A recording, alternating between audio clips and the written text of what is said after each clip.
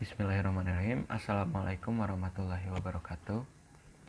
Perkenalkan, nama saya Muhammad Irfan, NPM 10070217057. Di sini saya akan mempresentasikan proposal metodologi penelitian saya yang berjudul Perbaikan Fasilitas Kerja dilihat dari posisi kerja pegawai dengan menggunakan metode antropometri pada stasiun kerja uji fungsi ONT atau Optical Network Terminal.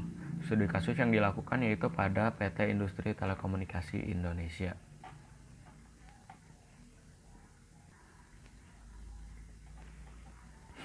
Yang pertama itu ada pendahuluan. Pendahuluan terdiri dari latar belakang, rumusan masalah, dan batasan masalah. Yang pertama, latar belakang. Permasalahan yang ditemui yaitu banyaknya diperoleh fasilitas yang tidak ergonomis. Pekerja bekerja dengan meja dan kursi yang tidak sesuai, yang menyebabkan pekerja tidak nyaman sehingga menghambat produktivitas pegawai. Selanjutnya ada rumusan masalah. Rumusannya masalahnya yaitu bagaimana merancang perbaikan fasilitas kerja yang ergonomis dengan menggunakan metode antropometri untuk menghasilkan rancangan fasilitas yang nyaman dan ergonomis yang sesuai dengan keinginan pegawai sehingga dapat menunjang kinerja pegawai.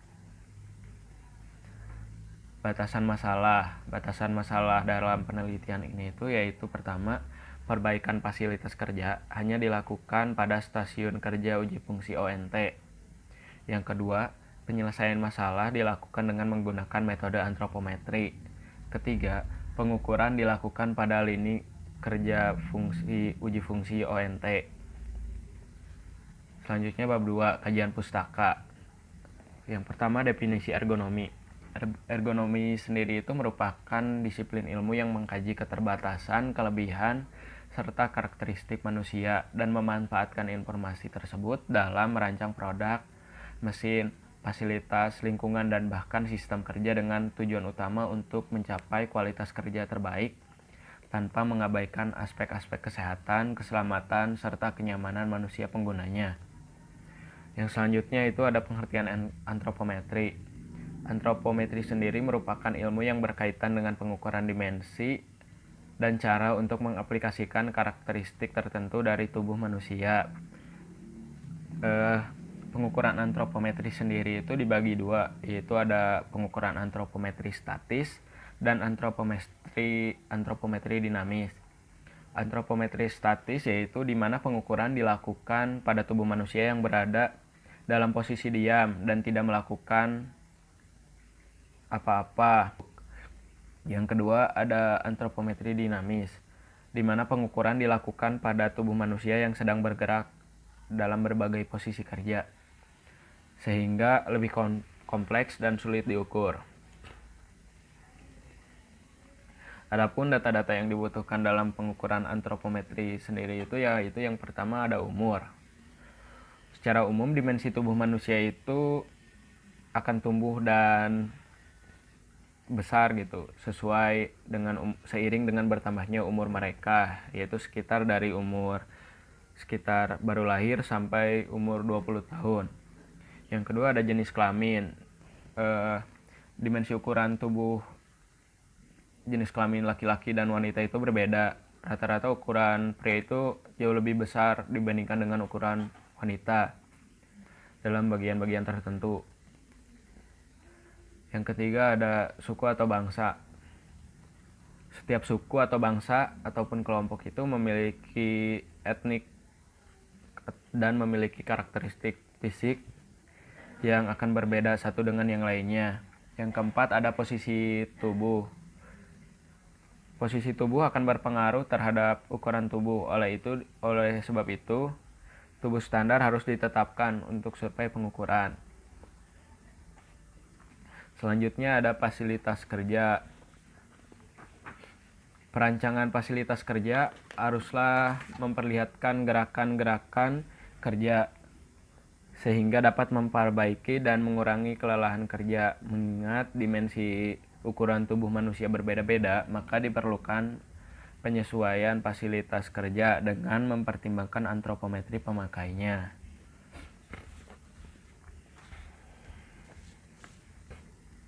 Selanjutnya ada posisi kerja. Posisi kerja merupakan postur yang dibentuk secara alamiah oleh tubuh pekerja yang berinteraksi dengan kebiasaan kerja maupun fasilitas yang digunakan dalam sebuah pekerjaan. Posisi kerja itu terdiri dari posisi kerja normal, posisi kerja duduk, dan posisi kerja berdiri. Sebetulnya posisi kerja yang ergonomis itu merupakan posisi kerja yang baik. Ergonomis sendiri adalah penyelesaian antara pekerja, jenis pekerja, dan lingkungan. Sikap posisi kerja duduk. Posisi kerja duduk merupakan aktivitas sehari-hari yang sering dilakukan. Posisi tersebut sangatlah penting untuk mengetahui posisi duduk yang benar agar tulang punggung tetap sehat. Selanjutnya ada posisi kerja berdiri. Menurut artikel, ada beberapa hal yang dapat dilakukan untuk mengurangi resiko berdiri terlalu lama. Oleh sebab itu, tidak disarankan untuk pekerja melakukan pekerjaan berdiri secara terus-menerus.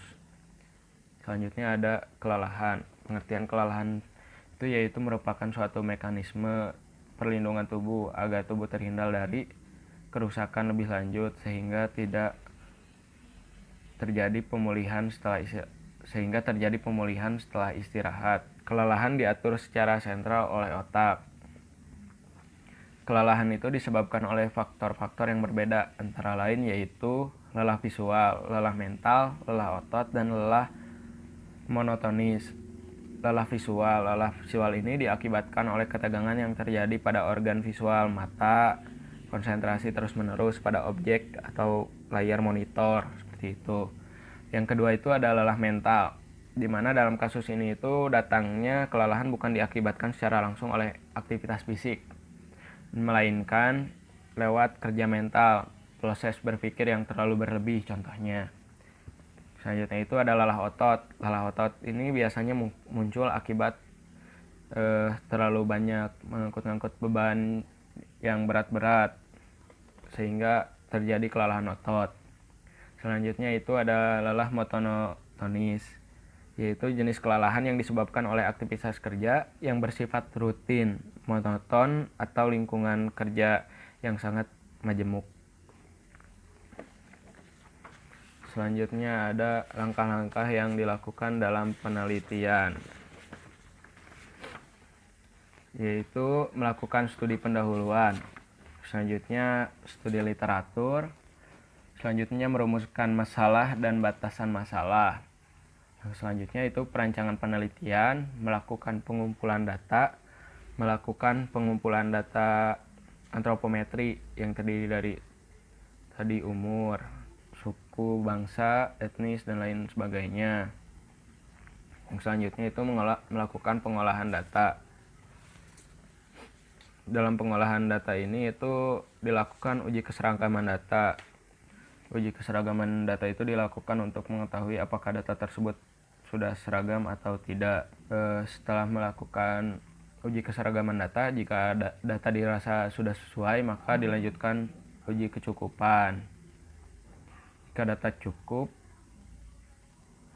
maka dilanjutkan kepada uji kenormalan. Jika data dirasa tidak cukup, maka dilakukan lagi pengumpulan data. Berarti dalam data tersebut ada yang salah. Setelah melakukan uji kenormalan, lalu dilakukan penentuan persentil. Persentil sendiri itu terdiri dari 5, 50, 95.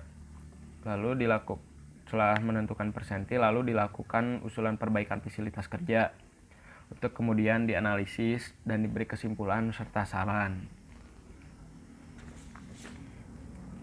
Sekian presentasi yang saya lakukan. Mohon maaf apabila banyak kekurangan.